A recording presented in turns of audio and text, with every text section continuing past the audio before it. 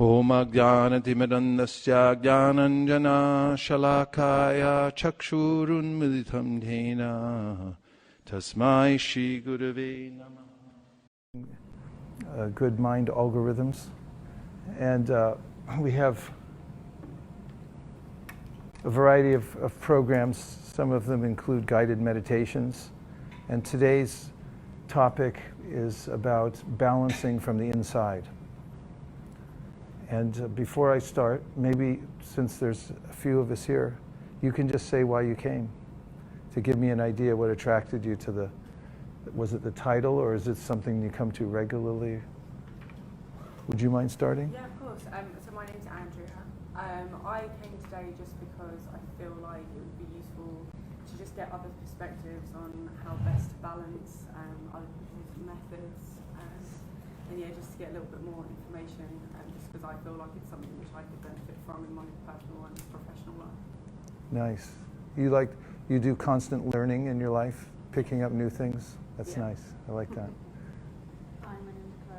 I came today because I'm really interested from a wellness perspective, Mm-hmm. in terms of balancing. So from a corporate perspective, how you kind of balance your work-life balance, and trying to juggle so many different things. But also from a personal perspective, there's always so many different people you want to engage with, lots of different activities you want to do. And I'm just quite interested to know how I can be a little bit better at balancing everything and keep all the plates spinning. I like that. You use the metaphors of juggling and also plate spinning too, which takes a little practice. Nice. My name is Steph. I guess I'm really interested, I'm just curious about the topic in general. I'm relatively new to the concept of like conscious mindfulness really, or meditation, but I find it's really important to find a balance in life for yourself in whatever way or form that might be. I think because only if you really sort of stay true to yourself and find that balance, you're really successful in your personal life as well as in your work and career. And once you've lost one, it's sort of it's getting harder. Yeah, that's really important, finding your center. Yeah, we'll talk about that today. Thank you. My name's Nell, and I was kind of interested because it's not something I've really ever done before. I'm quite an active person. I'm always at the gym or cycling, or such a busy person in and out. So I think learning about this stuff will make me kind of switch off and just reflect. Yeah, it's important. In my life. Different aspects of our life, body, mind, spirit, and that's another way of balancing, looking at how to keep physically fit, mentally, also, having some higher connection, spiritually staying fit from the inside out. Thank you, nice. Hi everyone, my name is Chris Owls. So I feel like Marie, I came here from a well-being perspective. I recently took up meditation earlier this year, and I think it was quite a difficult thing to habitualize for me anyways. And like now I'm quite physically active and I like to be out and about, and scheduling in my terms is quite busy. So kind of establishing meditation in my life and well-being and wellness, I guess essentially balance. So I was quite curious to find out more about sessions. Nice. I'm glad you mentioned that about being busy. Like the world is sort of gradually heated up, and then we find ourselves moving faster than we could have imagined. So it is an important skill to be able to balance. Thank you. My name is Matthew. Came here just to slow down a little bit. Nice. My name is, I support a team of sales reps, and in typical Salesforce fashion, there's always 5 things to do at any given time, and 3 other places you can be, and people vying for your time. For me, no is not much in my vocabulary, so even just, I love helping people, but in the past hour, actually, I had 3 different people ask me to spend this hour doing something else for something last minute that they didn't think about until they saw me. And I said no, to show a little bit of respect for myself. That's great. Thank you. That kind of is our first lesson, about how to say no and take care of ourselves. That's a really important lesson you brought for us. Thank you. So today we'll be sharing a lot, and we'll go through, I'll present some points, and then we'll amplify them by us discussing if it's okay with everybody. Welcome, please come in. Not at all. You can come down here, it'll help balance it out a little bit. And our support team that we travel with all over the world, that's Nirakula behind the camera. And we have Divyanam over on the right here. So let's start. Come on in, welcome. You come over on this side, that way we're almost got a full row. Not at all, not at all. It's fine. Stay balanced.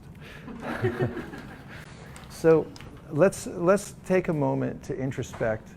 It's meditation and introspection are a lot easier than one might think, because we have access to our inside. It's just a matter of taking time for it. Since we're all here, and we have a little time together, I'm going to take us through a guided meditation. If those papers are in your way, you can put them aside and just get your hands free. And I'm going to create a little bit of atmosphere, and then I'll walk you through a meditation just to help center within and get a peek inside to see what's there, because often we don't get a chance to do that.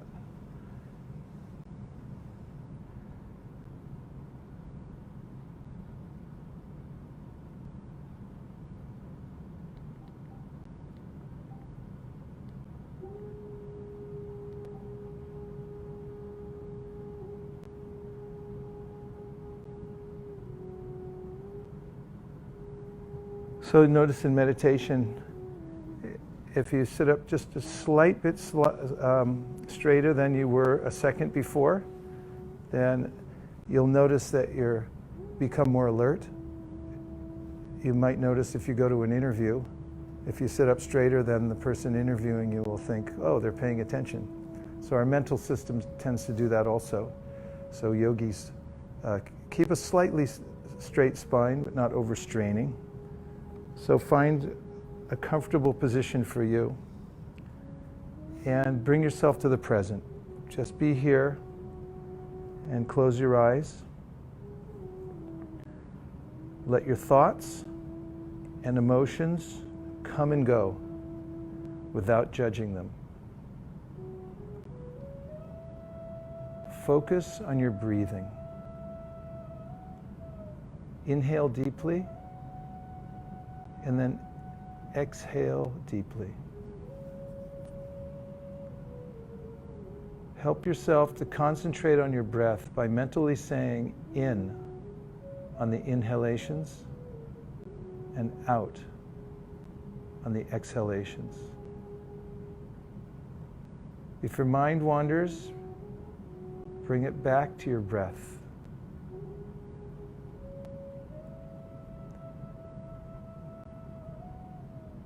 Now, bring your attention to your heart space. Imagine as you inhale that you're breathing a golden light into your heart. As you breathe out, the golden light fills the room around you. Breathe in soft golden energy. Your heart is warm and open. Breathe out and release all tensions. Relax.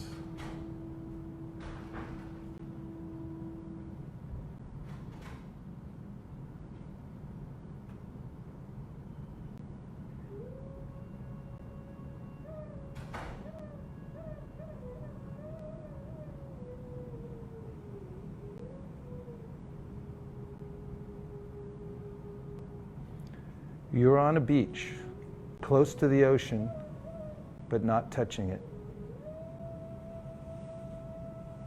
It's a beautiful sunny day. The air is fresh. The sand is a brilliant white, and the sky a clear blue. The sun pleasantly warms your skin, and you can hear the waves lapping. The water is now bathing your feet. As it returns to the ocean, your feet become transparent. the next wave bathes your legs. And as it returns to its source, your legs too become transparent. Now the water is flowing up over your hips to your navel. As the water returns to the ocean, your body is transparent from the navel down. The next wave bathes you up to your neck. The water is soothing. You feel safe. As the wave pulls back, your whole body is transparent. The next wave flows over your head. You have no trouble breathing, and you are very relaxed. As the water returns to the ocean, your whole body is transparent. You can no longer see it. There's only you, the real you, who is free from all coverings, who is separate from the body, and who witnesses all of the life situations that surround you.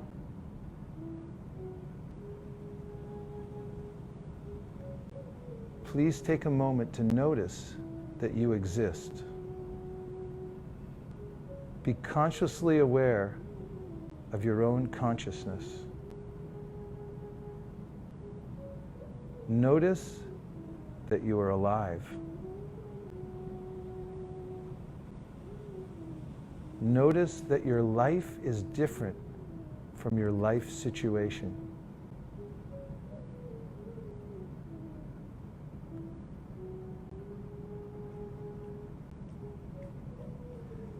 Now listen to a text from Yoga Wisdom.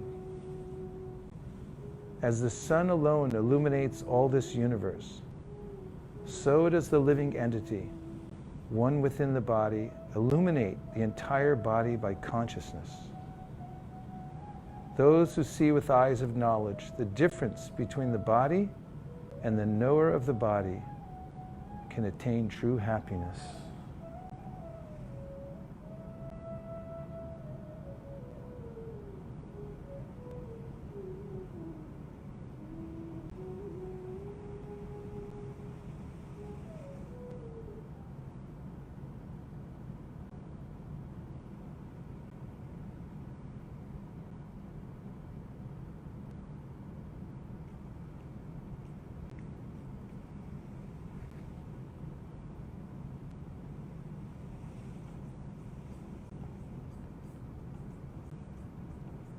Now put your palms together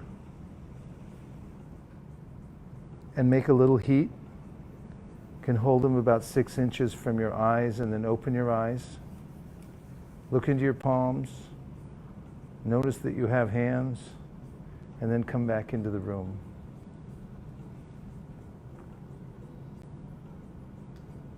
And welcome back. So one of the things that is very important in balance, according to the Yoga Wisdom text, is taking a little time to center yourself. And one of the statements that helps to balance between who we are and what we have is that what we are is more important than what we have. So just consider that there are a lot of things that we have going in our life, a lot of possessions that we're juggling, but those things are passing by. We don't actually have anything permanently. We have them for some time, and they'll move on to another place. But what we do have is our life and our conscious awareness. And that's what I was referring to as our life and distinguishing it from our life situation. There's also, in meditation, a concept of finding the gems within. Like with the ocean, if you approach the ocean and you only look at the surface, it reflects the sky, it reflects the clouds. It's not terribly exciting on the surface. And what's more, when it's moving, you tend to get a distorted picture of the reflection itself. But if you're able to go down into the ocean, there's all kinds of mystery down there. And there are gems at the bottom of the ocean. And within ourselves, there's an unexplored region. It's the great unexplored. I'm externally focused, so I'm looking outside and connecting myself to many things and many situations. And it's much like watching a movie. You may have had this experience of going into a movie, the lights go out. They still have movie theaters here? Okay. And then the film comes on, and it's possible to enter into the movie, into the plot. And I'm watching, and I may even become taken away by the plot. I'm moved by emotion.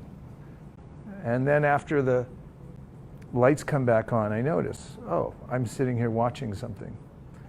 So my external focus, I'm looking around at various things, and I connect to them, and I think, oh, these are my things, this is my situation. But actually, it's the life situation that's going on around me, but I'm different from that. I'm observing it. So this example is given in one of the yoga wisdom texts, that when we look at the world around us and we become attached to it, then it becomes a burden for us. So I'll give you an example. Let's just say if you drove to Salesforce and we were sitting here with the window open and we heard a car careening around the corner, and then it sounded like somebody's car was sideswiped. And so, Steph, you thought it sounded like your car. So then, how does Steph feel? Anxious. Yeah, and what are some of the symptoms? Well, what do you think she identifies that was my car was hit. How would she react physically? Shallow breath. Yes. What else? Heart beats faster. Yeah, heart's beating faster. Anything else? Pumps of adrenaline. Yes, adrenaline pumping, perspiration, sweaty palms. Now Steph jumps up, she looks out the window, and it turns out it's not her car after all, it's Mel, right? And so then how does Steph feel? Relieved. Yeah. And what about Mel? Same symptoms. So there's lots of cars getting hit right now in London, but we're not really worried about it because we're not attached to them, we're not connected to them.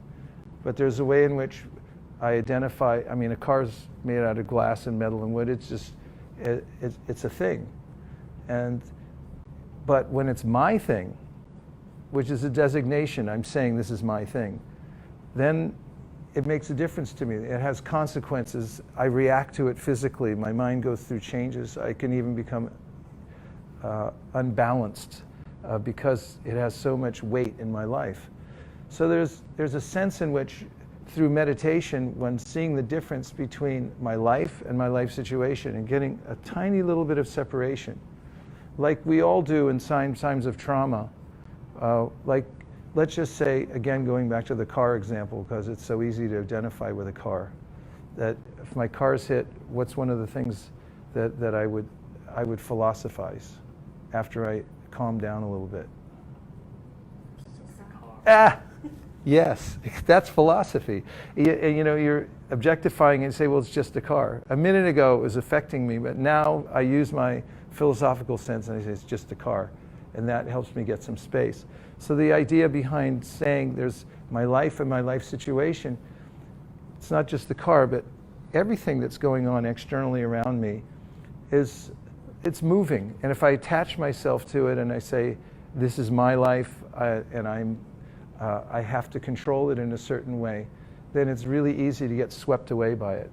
But if I'm able to get a little centered before I go out into the world, then I can see things objectively, preemptively, before it happens, before the trauma happens, and then I have to reconcile it.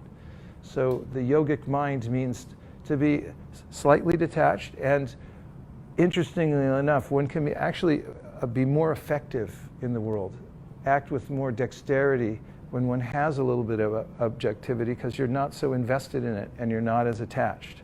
So you can work with it without so much emotion attached to it, or at least a little bit more perspective.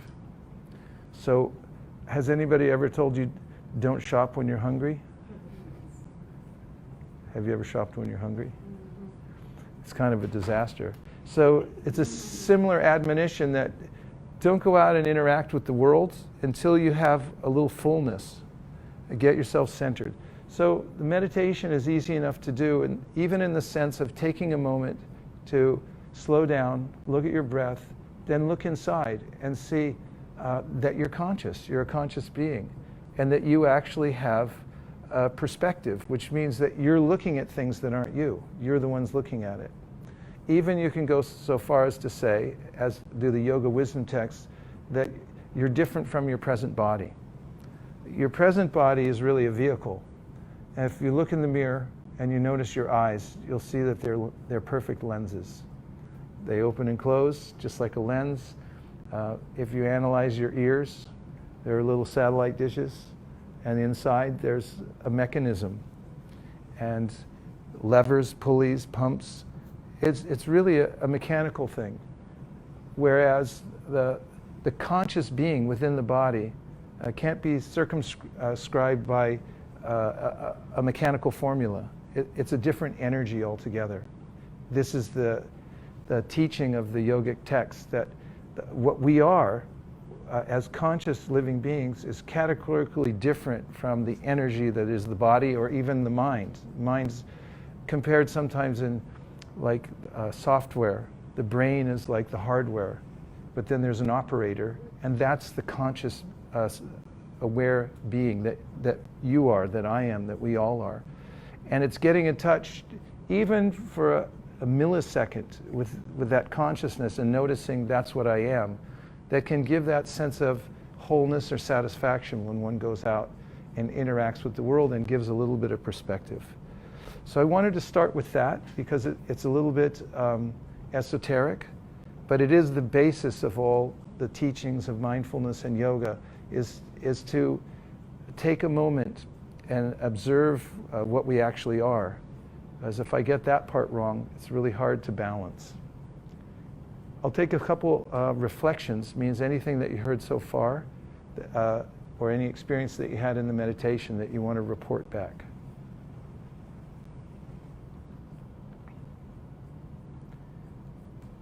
Reflection just means you don't have to ask a question, but if it's something that I said in the monologue so far that piqued your interest, or that that you can remember, just reflect it back and you'll see it amplifies it a little bit. What did you hear? I struggle to separate the concept of being as a consciousness and body and mind. Yeah. What you said. That's right. Yeah, so that's one of the objectives of introspection, yoga, actually seeing the different layers, that there's body, there's mind. Even above the mind, there's what's called the intellect. And these are all given like kind of a hierarchy, but above that's the observer. And it's called the sakshi, or the witness, the person who's actually looking at it all. So just in logic, if you're watching something, if you're looking at it, then you're separate from it. So you're looking at it, you're observing it. And oftentimes I don't actually observe, I just feel that I am it. Like if I'm in the middle of working or my life situation, my mind is going around and around, and I'm absorbed in the movie. I'm actually in it. I'm identifying with the movie that is my life situation, but I'm not thinking that I'm actually observing this. I'm separate from it. That's the idea. A couple more. Anything that you heard, just reflect it back. Don't go into the world empty. Don't go in the world. Yeah, don't go out hungry. And that's one of the ways that I get into trouble, because if I feel whole, if I have some centeredness when I'm moving about, I'm working, then this is one of the ways to overcome situations that get me out of balance. Like anger throws me way out of balance, or if I have some inordinate desire that just flies into my life and I chase it suddenly, it can throw me off kilter. So be self-determining, and one of the ways to start is to actually discover yourself. DYS, discover yourself. Like, see who you are. And all the yogic texts say, if you see who you are, it's so much greater than anything that you can have. There's a story in the ancient text, the yogic text, about the musk deer. So musk is a scent that people go wild for, but it comes from the navel of a deer. So it is said in the fable that the deer is born and starts to develop the musk smell, smells it, and then thinks, that's beautiful, where's it coming from? And looks everywhere. It goes on tops of mountains, down into valleys, into caves. Where is it? And doesn't know all the time it's actually coming from its own navel. So in a similar way, what we are is actually something so amazing that it trumps everything that I'm looking for in the world. I may look for satisfaction in some scene of beauty and find it temporarily, or I might want to have a certain thing that I think will make me feel whole. But actually, the really transformational and satisfying thing that I'm looking for is what I already am. I don't actually have to become something, because I already am something that is completely fulfilling. So that's kind of the introduction, because it's very practical and taking time to look inside. And there are tools that you can use for mindfulness, meditation. I learned many years ago when I met my teacher back in 1973 to do mantra meditation. And I use a mantra when I meditate by repeating the mantra, listening to the mantra each morning before I start my day. It helps me to come into that space of seeing that actually I'm separate from the body. I'm observing the body. I can even see, my heart's pumping, but I'm not making it pump. I'm more like being breathed than I am breathing, because I can't really stop breathing. My body won't let me. It has a mind of its own. And that's something I can see I'm separate from. Shall we move on to a few more thoughts? Or are you so intrigued with this one that you just don't want to get off it? Okay, let's look at the outline and see what we have. Yeah, that's a good idea. Thank you so much. That's one of the great tricks of mindfulness and meditation, is to close the door. Turn off anything with an on-off switch, like they used to say on airplanes. Now they let you keep it on. But I also have a do not disturb sign I take with me. And it really helps. Take some time during the day. I like what you said, Melly. I was like, no. I'm going to take time for myself. So put up your do not disturb sign, close the door, and take a little time by yourself. Even if you don't know what to do, and you don't have some super fantastic meditation technique, just a little time alone to introspect, just be there and just notice that you exist. Notice that your thoughts are there and they're coming and going, and that you're not them. It's very beneficial for getting centered. You can get a do not disturb sign for inside your mind too, so your mind doesn't disturb you. So let's try on a practical side. We can stand up for 1 second. And just get sure footing on the floor. And then, for a moment, just stand on one leg. See if you can do that. If you have heels or something, it might be harder. Notice when you're doing this that you might be twitching a little bit and moving back and forth. Do you notice that? Okay, put your foot back down. Now let's try doing it again. You can use either foot, whichever one you'd like to use. Stand up. One foot. Now just close your eyes.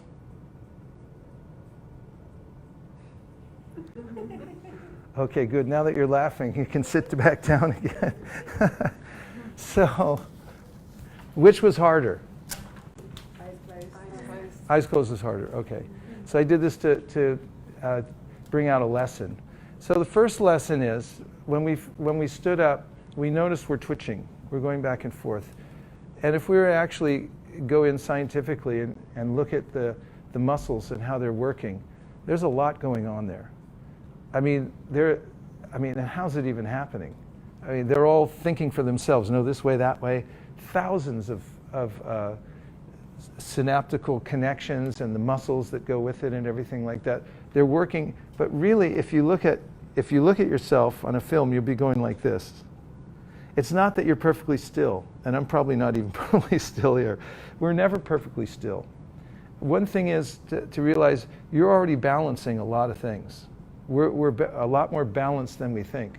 For instance, just physically, your bodies are good at balancing. The concept of homeostasis means if you run up some escalator stairs, you know, your heart will speed up for a minute, little perspiration, cool you back down, come right back to 98.6. And if you get cold, your pores will close, keep you at 98.6. And the body's always balancing in many different ways, in the muscular system and so forth. And also in our lives, we're doing many things at the same time, and we don't even know that we're doing it. So we're already balancing. But the point I want to make here first is that balance doesn't mean that you're perfectly still, that you find a plateau and you don't move. It means actually that you're pulling back towards the center. So when you stood on one foot, you have a sense of where your center is. There's actually a gyroscope up here that informs you of that, and it helps you to stay, but you're moving towards it. When a flight leaves London and flies to Paris, it's on track only a fraction of the time. It's most of the time pulling back towards the center. So in our lives, balance means to know where the center is. Now the second, and to be able to pull back towards it. The second point is that when you closed your eyes, it was very hard to balance. So I do this as kind of a metaphor for the fact that the more you're clear about what your goal is, what's the North Star you're looking for, if you clarify that, what am I going for? And there's another meditation I do. We won't do it now because we don't have time, but when we go into this guided meditation, I have everyone sit under a tree, and it's a special tree. It'll fulfill any of your desires. It means if you sit under that tree and you wish for anything, the tree will give it. So I want you to just, we're not going into meditation, but I just want you to think about that for a second and tell me, if you were sitting under the tree, do you know exactly what you want right now?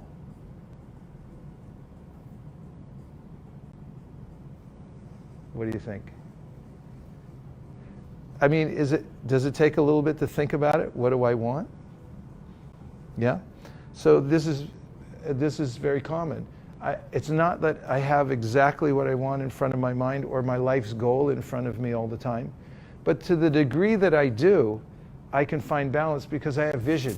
I'm looking forward towards something. I'm moving towards a particular goal. I know what my purpose is. And when I take time to clarify the purpose and I have a clear vision of what it is, then whatever comes up in my life that tends to throw me off of balance one way or the other, I know what I'm coming back for and why I'm going forward. Otherwise, I just feel helpless because I'm being assailed from every side by distracting circumstances. What do you think? A couple of reflections on anything on that part. There's always so many directions you think you want to go. Yeah. We have a lot of options, right? In one of the yoga texts, it says in Sanskrit, Vyavasayatmika bhujir ekeha kurunandana bahu shaka hinantascha buddhayo vyavasayinam. So it means that the mind of a person who's not sure of where they're going is called bahu shaka. So bahu means many or unlimited, and shaka means branches. So the intelligence becomes many-branched. But a person who has a clear goal and purpose in life, they become vyavasayatmika buddhir. Their intelligence is fixed in a certain direction. So they know where they're going. So one of the exercises that helps to balance is to take time with yourself, not just to introspect, but also write down what your purpose is. If you ask any person on the street, excuse me, can you tell me what's your purpose in life? What do you think they'll say? Besides, get out of my way, I'm in a hurry. Who are you again? But just think about it. At any given time, I mean, I come into the world, really, I don't exactly know where I came from. I don't exactly know where I'm going. And when have I actually taken time to clarify what my purpose is? This is one of the exercises that can give us very profound sense of balance, is when I decide for myself, this is exactly what I want. In any sphere, whether it's body, mind, or spirit, if I have a clear idea what I'm going for. Just like with body, if you're taking care of yourself, you have a clear goal.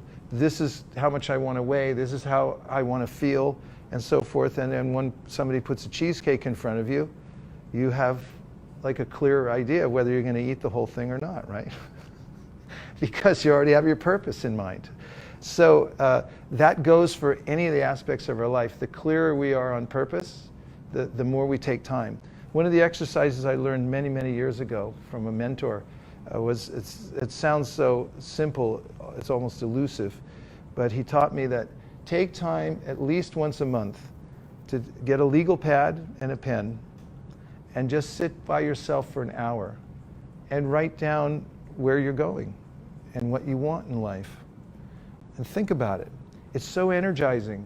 When you get finished with that exercise, you have new energy. And during that time, you can take time to clarify things that you don't want either.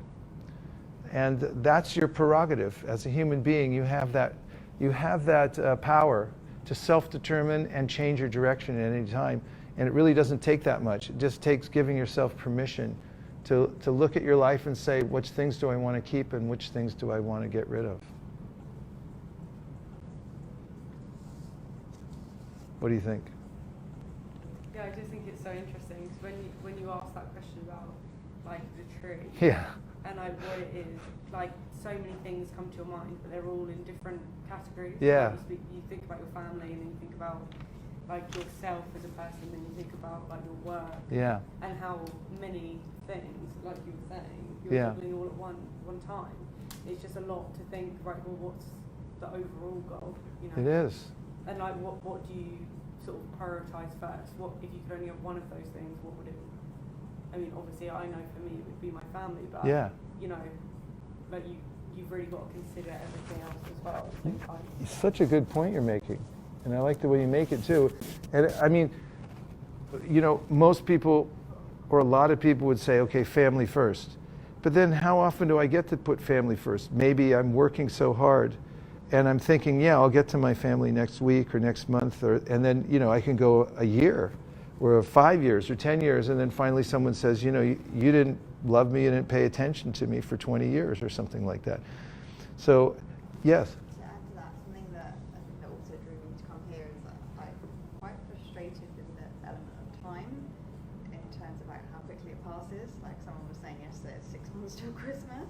Yeah. And it's kind of like, oh my gosh, it's actually 6 months into the year. And I was just kind of reflecting yesterday on this like element of time and you know, what have I achieved in 6 months, and being positive about that rather than being like, oh, I didn't complete the New Year's resolution, or all those kind of things, or no, I did, or whatever.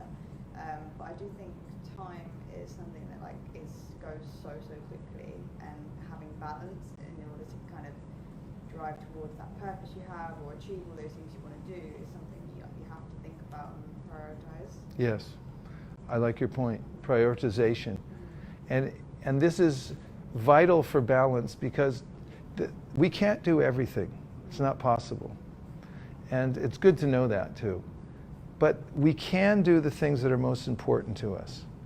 And if you take time to prioritize and say, what are the most important things? And then make one day a compartmentalized period of time and say, within this one day, I know I have a lot of things to do anyway, but at least let me do the things that I've prioritized either first, or make sure I get them done sometime in my day. And when you have that, there's definitely a sense of control that you have in your life, that at least I'm doing the basics, because it can run out of control, and the time just zips by. It's 6 months, and then all of a sudden it is Christmas, and what did I do? But if you line up and prioritize the things that are most important to you, like just say it's family, and like, you know, you mandate for yourself that every day I do something, I make an emotional deposit for my family, right? Then, you know, that starts to add up. Even if it's a drop a day, my teacher used to tell me, drops a day wear the stone away. You may think this is too insignificant to even do it, but if you do it regularly, if you do it every day, it starts to have an impact. So you get to decide what's most important, and you get to put it on the list and say, I'm doing this first, before all the other things pour into my life, right? Yeah. Okay, a couple more thoughts.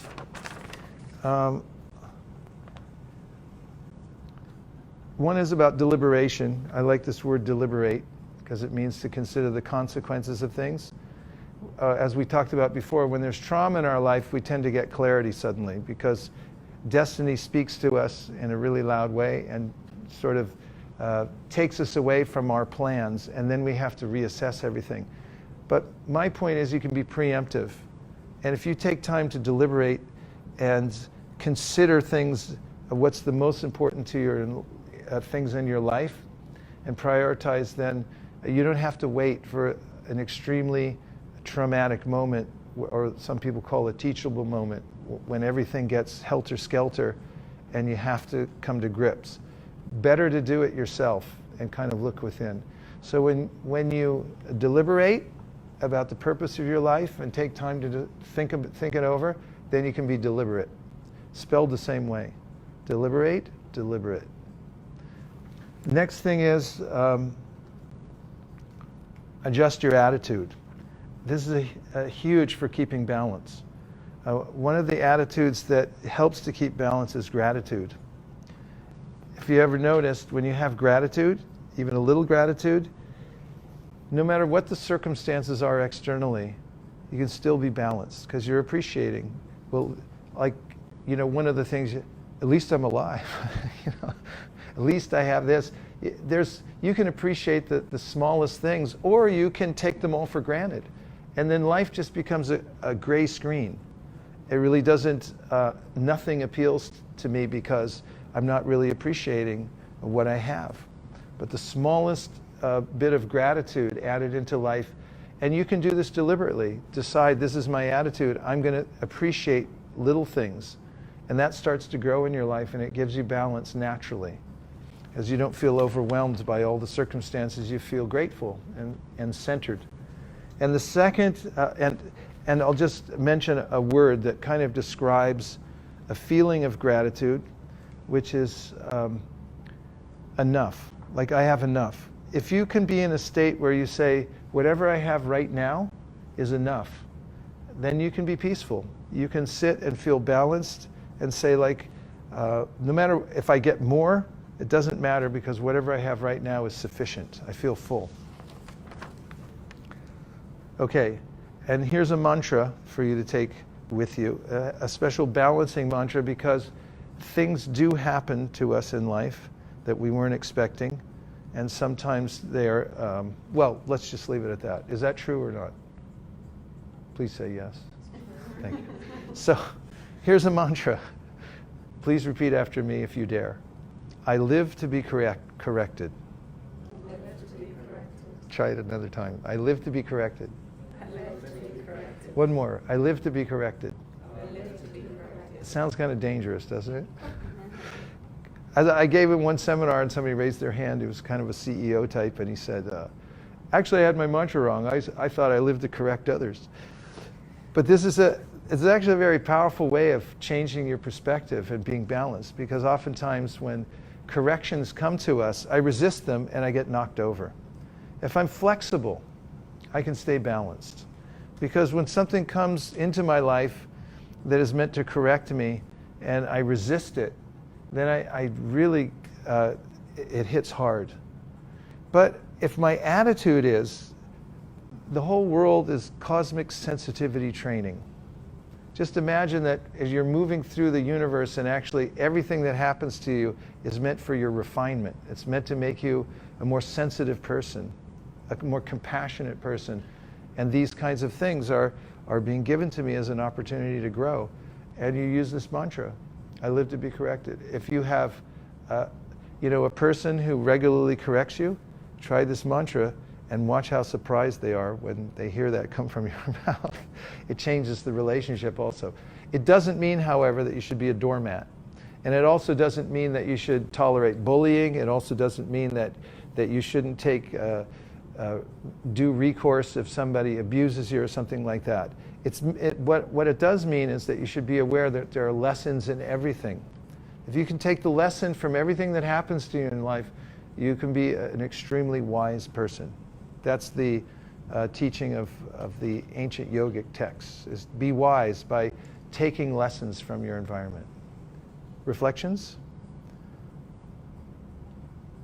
Yes? To balance yourself, but in most life scenarios, you are affected by how other people are and behave with you, and you can't control that.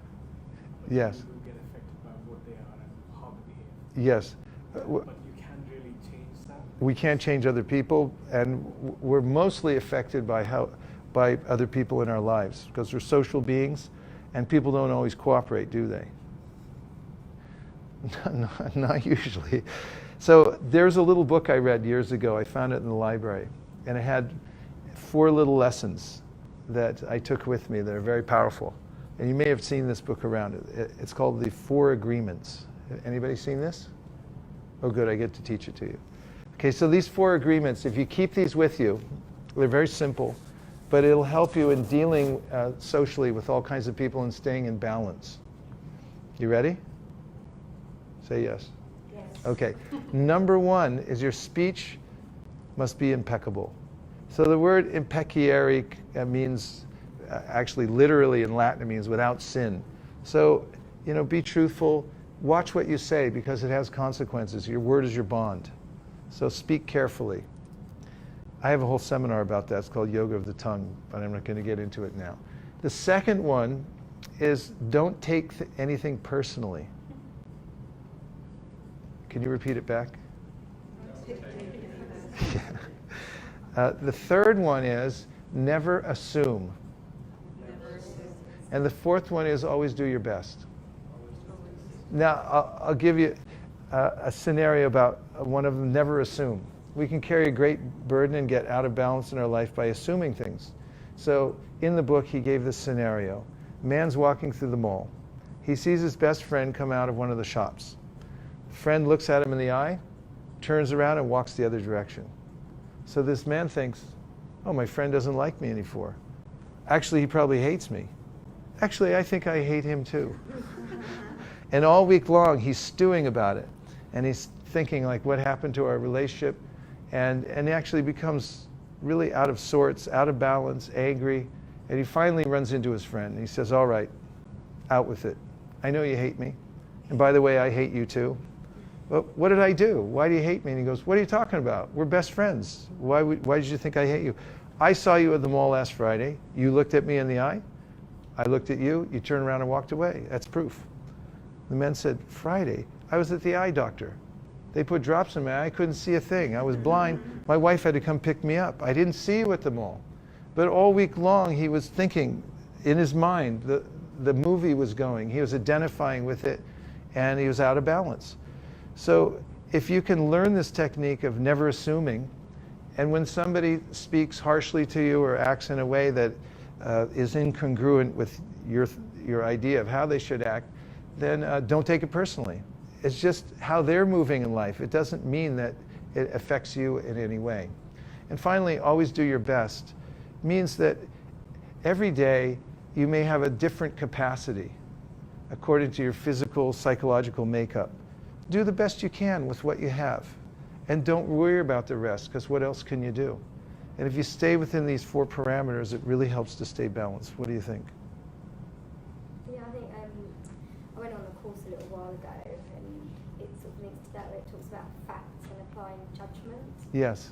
And that's what we were talking about, like, you know, we tell ourselves stories, and actually you have to understand the difference between a fact and a judgment or movie or whatever is Yeah. in your head. Yeah, It's often because they're not the same thing. that's right.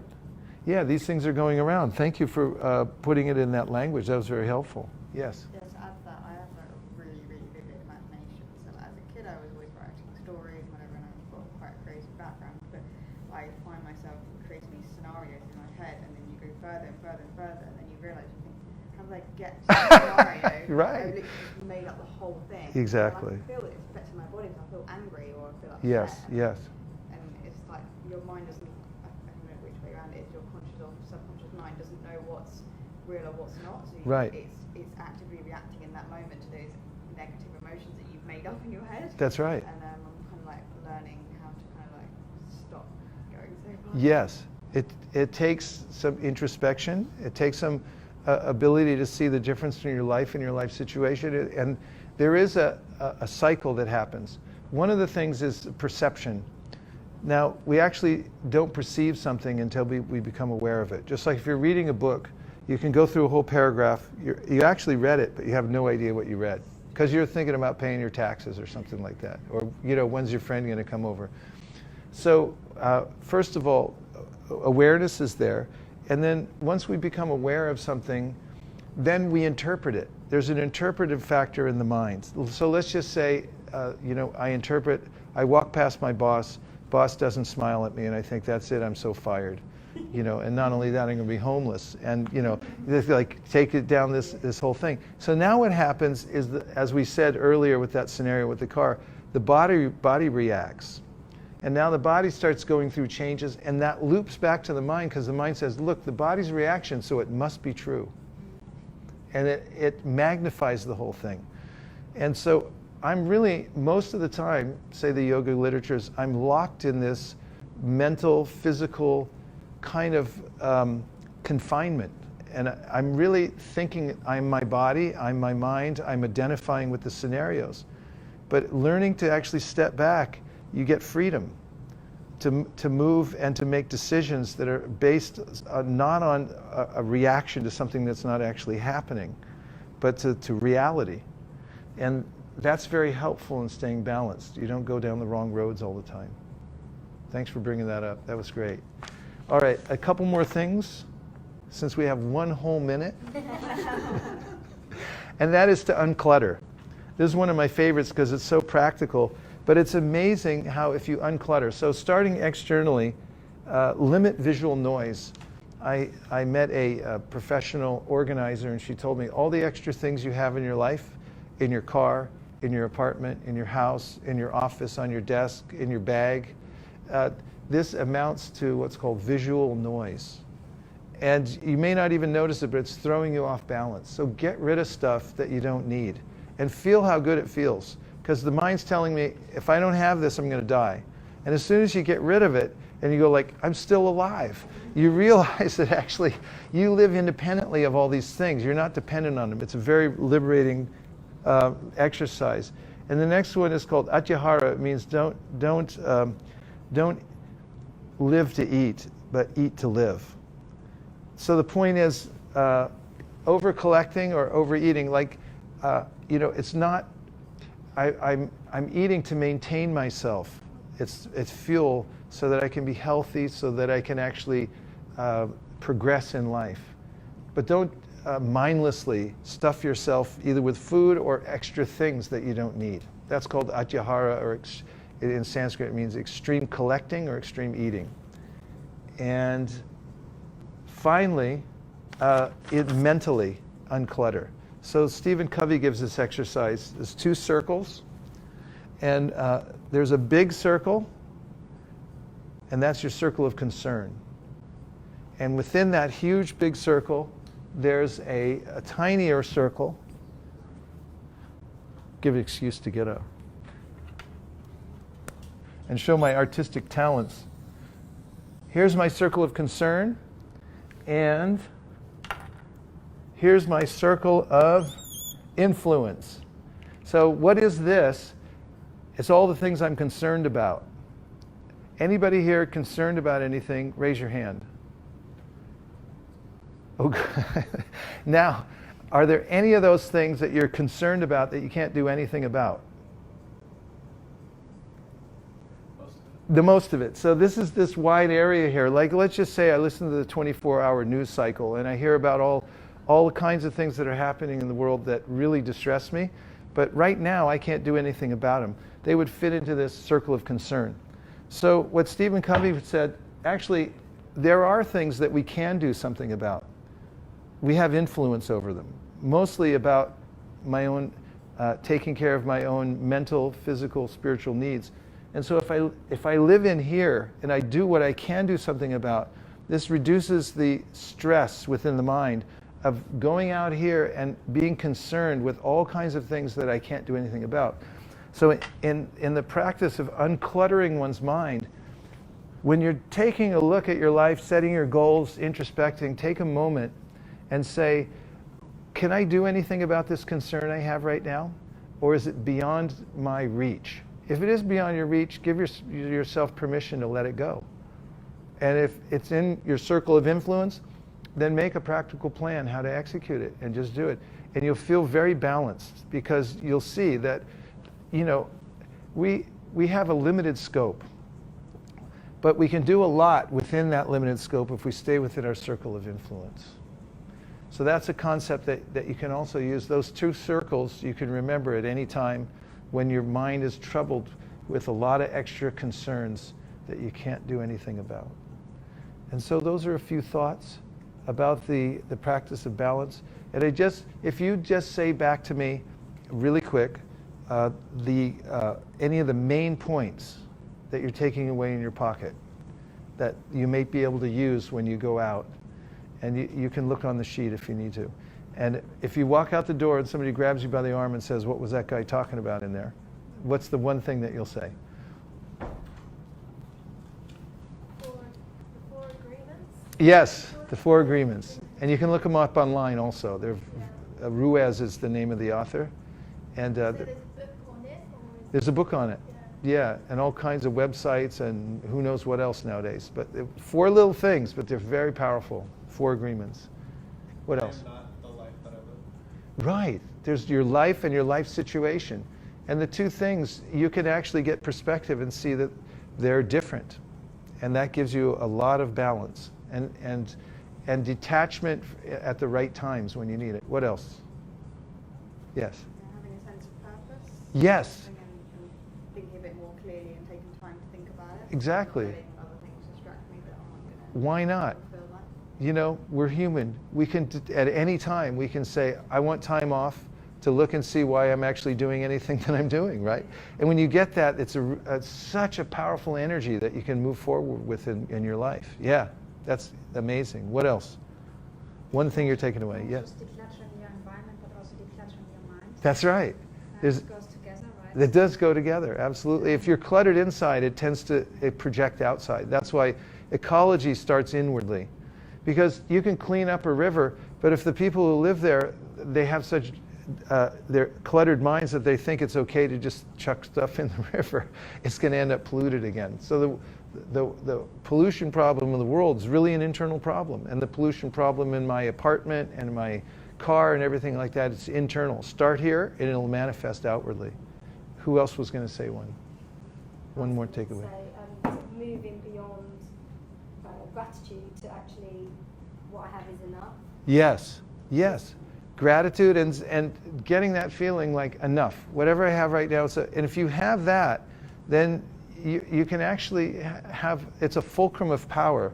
Because if you have enough, you don't have to get anything else. You're not needy.